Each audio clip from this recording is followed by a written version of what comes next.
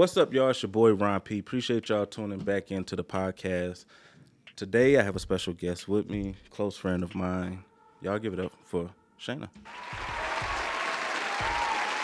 Hey, everybody.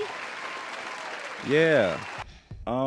Make sure if you're watching this, you can go over and listen to this podcast on Apple, Spotify, Anchor, any podcast platform, and make sure y'all comment. I want people's feedback on today's episode. Today we gonna be talking about domestic violence and how it's ignored and how to get through it and obstacles that she had to overcome. And as well, we have a guest that's going to be joining us. I'm going to get her on right now. She's going to give her input on this as well. So, yeah, I guess let's just get her on. For the viewers, this is Stacy. Stacy, this is Shaina. Shaina, this is Stacy. Hi, Shaina. Hi. Nice to officially meet you. Nice to officially meet you too. We all know why we're here. Right. And I wanted to talk about domestic violence in relationships. And you two have similar stories. Okay. So I wanted to talk about it I've never personally been in a domestic violence relationship, but my mom. Got these hands? I never got hands. So, but like I said, my mom was in a relationship like that, and I seen it firsthand from her perspective. And my biggest question, and I want both of y'all to answer this, when in those kind of relationships, why do women stay? Because like my mom stayed in an abusive relationship for like 10 years, and I got an answer. You got an answer. Okay. Make sure you're on the mic. So, growing up, I watched my mom get tossed around by my dad. He was an alcoholic, all right? She ended up driving her to drink, and she died from cirrhosis at 51, all right? That is very sad. But I used to look at her as a weak person because she stayed. I'd be like, why can't you just go?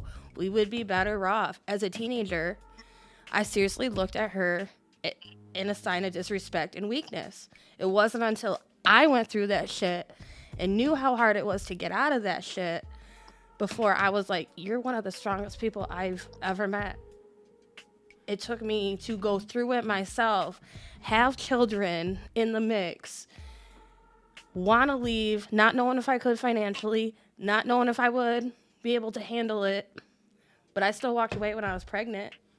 But it took me going through it to see that my mom wasn't weak. She just knew that my dad would ultimately kill her, or if she left us alone with him, she wasn't there to kind of take the brunt or be that person who's like, not my kids. Because I worry about the same thing with my daughter and her father. Like, I'm not there to stop him if he goes off at the mouth or makes her feel some type of way when she's over at his house. I'm not there to do that. So, Stacy, I see you like nodding, like you agreeing with it. Like, It's gonna make me cry for real. Okay, this is like emotional for me, but I do agree with everything she's saying. Okay, how I was brought up, my mom and dad have never laid hands on each other. Like, never. I've never seen violence. Well, my sister's a little crazy, but like, never seen violence in a relationship. The last relationship I was in, man, all I can say is trauma bonds are so freaking real. It's not even funny. How she said, you're usually scared to leave because I've been almost killed multiple times. Like, that's not even, I'm literally, thank the Lord above, I'm still alive right now. And he got to my kids, you know what I mean? Those are his own children. Thank God he's not getting to them now, mental, verbal, physical, all that. So that's why I was like, that makes me emotional because it's true. Like, that's the life that she's saying that they can get to. That's the life I have to live. So do y'all feel like it's the unknown after the relationship that scares y'all, or no? A lot with the trauma bonds is they'll use narcissistic tactics to try and pull you back in. Like, I can't tell you how many times Carly's dad would sit there and say, without you, you ain't gonna be, or I'm gonna kill myself trying to make me feel like guilty for and him trying to play the victim. You ain't the victim. Don't say, Yeah. you know what? At the end of the day, like, okay, I'll send a cop over to check on you, do like a well check on you, but that's not my problem. I walked away. Don't sit here and try to pull me back in. All right, so let me ask Yeah. y'all this. Stacy, I want you to answer this first. So, when was the first time you've experienced a domestic situation, whether verbally or physical? Like, what was that first time like? Well, how did I feel, or what? Like, I mean, could you walk us through that? How you felt and what happened? There's been so many times I honestly can't even tell you honestly the first time. I could tell you the first time that I was really like, damn, this is good. Like, I don't even remember. Like, I really can't remember. That's how like up. That's how up Mind narcissistic fucked. abuse is. It makes you fucking fucked. forget. It makes your mind like you don't remember half the. I remember bits and like not even bits and pieces. I remember a lot, but I can't remember the first time. So, Because every time felt like the first time. What do y'all feel like in those situations? Like mentally, you just black out, like you just become in like a sunken place, like you're lost in. It just Numb. moves too fast. I'm numb. You're just in it. You're just trying to survive. You're in it. That's crazy. So, what was? I mean, and both of y'all can answer this. What has been incidents that a man would get mad and want to put his hands on you? Like, what is something that you've done? Like, what is something that in his mind he felt like you deserve to be hit? Like, what is a scenario? I found him cheating multiple times. Every time I found out about another female, I got hit, or I got. So he would cheat and you would get hit for the. And it's my fault because it's my fault. You know what I mean? Like, I shouldn't have looked. I shouldn't have found out. So it's my fault. You hurt your own feelings. He thinks you hurt your own feelings. That's all your fault. Yeah, it's my fault. Why I got. Yeah. Let's see. I got hit one time because.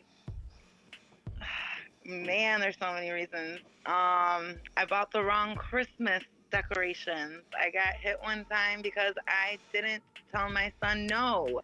I got hit one time because I told my daughter she could go somewhere. Not even his daughter, my own daughter.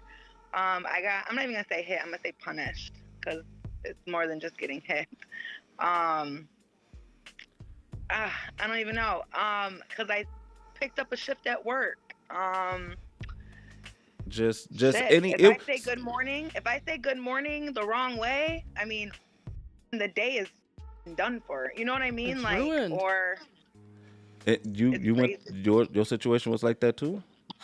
It was different circumstances. Like when I haven't been with Carly's dad, my daughter's father, in almost 10 years. All right, I was still pregnant when I left. She's not quite 10, but when Dominic was like 2.5 and I was still pregnant with Carly. I come home from work. It's 8 a.m. I work third shift. I'm going to do dishes because that's what I thought I was trying to do and trying to, keep the house clean, do all these things, trying to keep Dom occupied, watching cartoons. He was 2.5. All right. I woke him up washing the dishes, scrubbing pots and pans. I woke him up. And then he came over and pulled on me, asked me what the I was doing. And I splashed hot water on his. It was game over. So game over. So when y'all meet these guys, obviously up front, it's a big deception, right? It's like, yeah, yeah, like. So do y'all think? And I'm not justifying any of no abusive man's actions, but do you think that like, and I'm asking this for a reason, that the men that y'all have suffered from some kind of abuse from like their childhood and they like take it out on women as they get older, whether being bullied, whether being molested, whether being, traumatized for something they seen in their parents? Do y'all think that it's like maybe I feel like that's such an easy scapegoat to say like, oh, my mom wasn't there for me, right? Blah, blah, blah. No, because I know plenty of men who's been bullied, who's been abused by their family, who's actually fucking great ass people. Like, right. It all depends on what kind of route you're going to take, are you going to take it out on the world, or are you literally going to be like, damn, I don't ever want anybody to feel the way that that person made me feel. Yes. Or I want everybody to fucking feel the way I had to feel because I'm a fucking victim. Right. It depends on their fucking mentality, honestly. But like, I don't think their childhood or their own trauma dictates how they treat, because if that was the case, I would be the biggest in this world right now. Like, all the trauma I've been through just in the last decade of my life. But my perspective is I don't want anybody to feel the way I've ever felt like that. Amen. Man, it humbles you. Like, it makes you think about judging the book by its cover, because you don't know what somebody else has gone through. Right.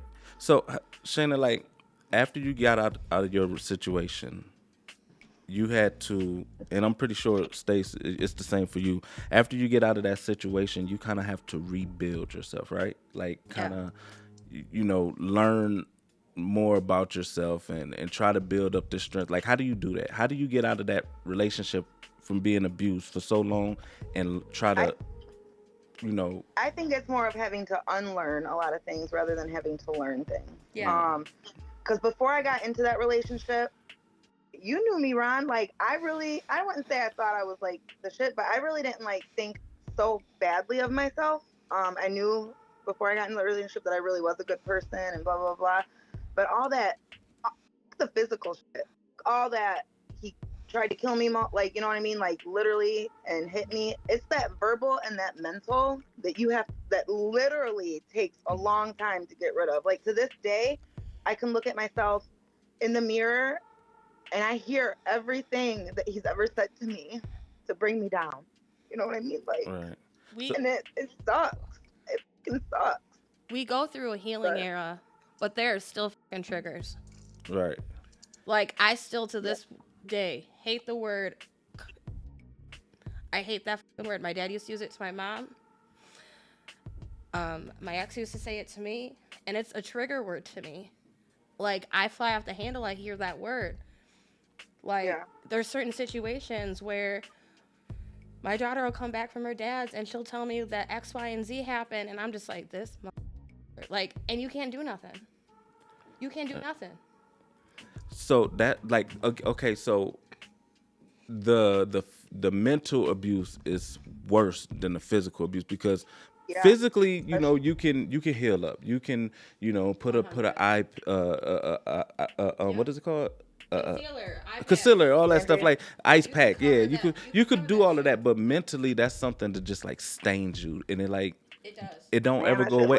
It don't ever go away. Do it. No. So, like, after I left Carly's dad, I was still pregnant, and then I was still pregnant, and Carly had situations wrong with her. She was emergency C-section. She spent 2 months in the NICU. I feel like I dived into full mama bear mode, and knowing that she needed all my love and support, and in the beginning, that's what kind of kept pushing me, was I had to divide my time between the NICU and home with a toddler. So not only, so not only dealing with the physical abuse in the relationship, like even trying to leave, y'all was stalked. Stacy, was you stalked as well? Like, Heck yeah. Yeah. So, yeah. So again, I don't, and I'm gonna ask these questions, and I'm not being inconsiderate. Like, I'm genuine. I genuinely want to learn, the headspace, because in hindsight, like looking at it, everybody, it's just like watching a movie. You know how people who watching always be like, "Oh, I would have did this," or "You should have did this," or we probably both left 100 times. But 100 times. That's the questions. Why keep going back? It wasn't that we kept going back. It's that they kept finding us. They would latch the on. But what? Because I'm pretty sure some days was better than other days. Is it y'all holding? They would love bomb. He would love bomb me. He would show up with flowers. He would show up with say, "Hey, let me take you out to dinner. Let me get this for Dom." He would try and use my son as a pawn to say, "Hey, I'll do this for you. I'll take him so you can get some sleep." Da da da. No, let's go. So it's the yo-yo game, right? Hell yeah. So that's what I'm saying. So what make you put your guards down after? Like, Stace, you ever been in a situation where he was physical, Y'all stopped talking for a minute, and he came back in the picture. What made you say another try? Like, why wasn't it never one and done? For me, I got pregnant with Carly. So basically, in you got pregnant. That was your stay. What was your stay? What stay Oh moment? man. Probably one, because I was stupid, and two, a family. Okay, so he was in my oldest daughter's life ever since she was like 1. You know, like her dad was never a part of her. My oldest daughter's dad was never a part of her life. So even though she never called him dad, like I thought he was like a dad figure. Mind you, up until the last time I kicked him the fuck out, I thought he was a decent dad. Like that's the reason why I left him, was because I found out he was a dad. It was nothing to do with what he did to me, because obviously I stayed through all the cheating, I stayed through all the abuse, I stayed through everything. It was how he was treating my kids is what made me. And I just wanted, so I was like, damn, I already have a broken home for my oldest. Like I really, like 3 years later, like four and a half, 5 years later, I had my middle daughter, and then a couple months later, I found out I was pregnant with my son. And so I'm like, you know what? I'm not giving them a broken home, because I was never raised with a broken home. I was like, I want them to realize what a family is. So after all the cheating and stuff, like, yeah, I'd be like, get the hell out, I'm done. But knowing, like, I almost thought I was doing better for my kids by letting him to come back, and like he'd be like, I love you, you're the best thing that ever happened to me, all that good stuff that us females want to hear, you know. And I'm like, damn, okay. And then after the first hit, I'm sorry, you know, I was angry, I've never done that before, I'll never do it again. Okay, promise. Then it happens again. Oh my God, I'm so sorry, I swear to God, I'll never do it again. You mean so much. Like, it's just, they're so fucking good at coming back. You know what I mean? And until you realize that you're done. I mean, you literally have to hate this person in order to fucking, like, you have to love them till you hate them. You have to be with them until you literally hate them. And people would always say that, like, you'll know when it's time to go. You'll know when it's time to go. And it was him pushing me over the side of a couch when I was trying to de-escalate a situation and leave during an argument when I was pregnant with his child, that he pushed me over the couch and I almost lost my daughter. That gave me that sign. So many times that I wish I could have been like, this is the time that I decided to leave, but it wasn't. Like, I've been drugged with a car while my kids watch. I've been choked the fuck out while my kids watched. I've been hit while my kids watched. I've been pretty much stabbed with a car key while my kids watched. I've been punched in the face while my kids watched. You know what I mean? Like, those all, obviously, I should have been like, bro, I'm done. But I didn't, because I'm like, damn, he's taking all his anger out on me. If I leave, he might take all the anger out on the kids. You know what I mean? Like, and that's what I'm afraid for my daughter. Yeah, make me your punching bag. Don't fucking lay your hands on my kids. Right. And again, it was more like mental and verbal with the kids. And so, like, I just remember reading my 2 daughters' diaries one day, and he wasn't home. He was actually out cheating on me that night. But something in my head was like, go in the girls' room. Like, you know, something in my gut was just like, go in the girls' room. Went in the girls' room. I found a diary and I read it. And I don't think I've ever cried as much as I've cried that day. And I remember sending him a message. I said, all your shit is outside. Don't you ever fucking come back in my life. Like, we are so done. And ever since then, we've just, it's literally. So it's safe to say that your kids is what your strength to pull you out of that situation. 100%. Because again, like, I've literally died like in this relationship, and that still wasn't good enough for me to leave. What was your turning point when you just was like, you know what, I'm officially done? The done that you don't go back. Like, when was yours? When he pushed me over that couch. However, so what made that situation your final? You know, because you've been in physical. I could have lost my daughter. He pushed me over the side of the couch. So it was you being pregnant that, you know. He ended up going to jail for a week. His dad came and served me with an eviction notice because him and his dad co-own the house. I had to be out the week of Thanksgiving, knowing damn well that I was going to have to go on maternity leave, wasn't going to be able to buy a house or any kind of apartment, have any kind of financials till basically tax time because baby was due in February. Like, So it put me in a really bad spot. They did that to you because you pressed charges and like. Yeah, I said I wasn't going back. His dad asked me, well, are you going to take him back? Hell no. He has been gone for a week. There's a no contact in order. This is my way of bouncing out. The safest way I could get out. So, Stace, let me ask you, with your daughter, your daughter, was she like 15 now, right?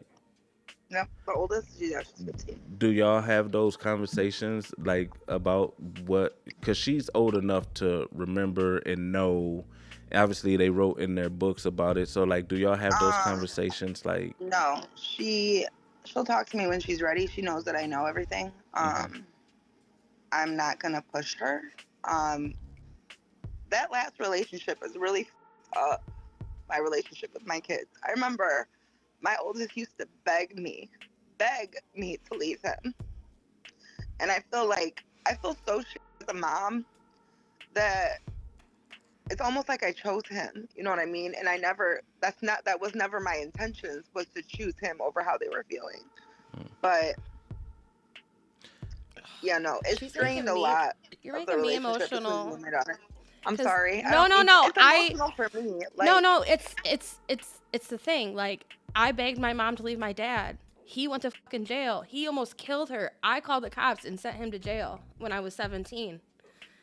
But she still went to visit him in the jail. She still brought him back into the house, even though him and I weren't even on speaking terms. He basically ignored me for 2 fucking years.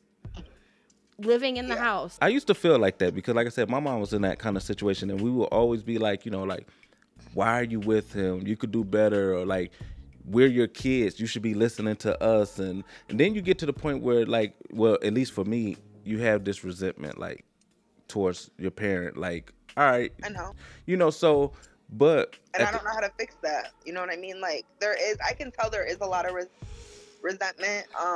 Nothing that I really did to her, but I probably did make her feel a certain way because, like I said, in my mind, I'm thinking like, you're a kid, you don't get understand. it, like you're just, like you don't understand. But I literally, my oldest, man, she understood a lot more than what I thought she understood, and I wish I listened to her back then. Like, she used to be like, Mom, pretty much, what the fuck are you doing? Like, why? But then you got to go back to all that mental abuse. Like, you're never gonna find nobody else will want you. You got 3 kids, don't nobody want you. Right. I'm pretty much, I'm white trash, I'm ugly, I'm worthless, I'm fat, I'm a bitch. Like, all that other shit, like, that he says that sticks with you when you hear it literally every fucking day. And every day. Like, I serve him a whole fucking hot meal made from scratch. And by the time he gets done eating that, at some point, I'm a white trash piece of shit, fat bitch. And she said it earlier too. Like, she's still telling herself that stuff every day she looks in the mirror. Those are triggers. It is triggers. It don't matter how much self-growth we have. That's already stained, like you said. And it sucks because, like, when you do find somebody else that you might want to talk to, or you get question everything. Like, I get compliments all the time, but I'm like, these girls are just nice. You know what I mean? Like, I don't. You question everything. You don't take it seriously.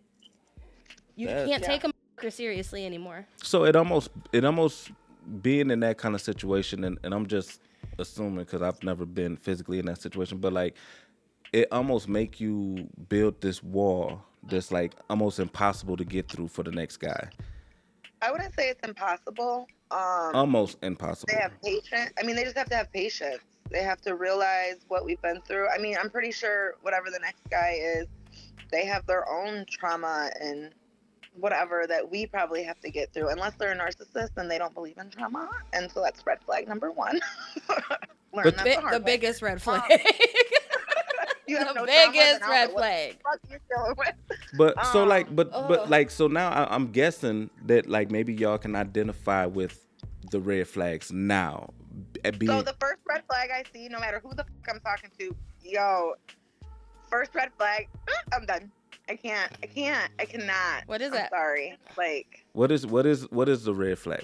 What should somebody look for that? I don't know. Okay, How they treat their mama okay, that's one. and children. That's a good one too. But I was talking to somebody who literally did a lot for their mom. Like, Were they mom codependent? maybe, Because that's I what I only think talked to Carly's her for a dad couple is. months. But like, there was other red flags. Like, Okay, I'm gonna make this interesting for you. I'm gonna make this interesting for both of y'all. Y'all both got daughters. Yeah. You're talking to your daughter right now. Yeah. And you about to tell your daughter when she embark on this journey, this world, she's gonna meet people. What do you tell her to look for? What do y'all tell y'all daughters to look for in these men? In the men, I mean, far as like to Right. identify. I mean, not saying that people can't lie in the beginning. I'm talking about for like, so she's not in a domestic situation. Like, what is some signs she need to? He better claim her. Don't be no. I don't want my daughter to ever be a fucking sneaky link. No, not even that. No, not even But that. I'm 'Cause- just saying though, like, hold on, that right there though, when I'm telling you, I was in this relationship for like 13 years. Not once did he post me, not once, like, or anything. And it's because he didn't want anybody in his personal business. Bitch, it's because you're a whore. thank you. Yeah. So, but like literally living with Claim me, her. like for 12 of the fucking years. Like, what? Or when he did post me one time on Instagram, I was like, oh, that's cute. I go through his followers. He blocked like half the motherfuckers just while he, you know what I mean? Like, Oh, so he was okay. playing. They usually are. Bro, I found out, I'm telling you, I used to get my ass beat. I found out about a new girl at least once a month. Wow. He was on all the dating websites. How long was you with him? Like, I was with him for 13 years.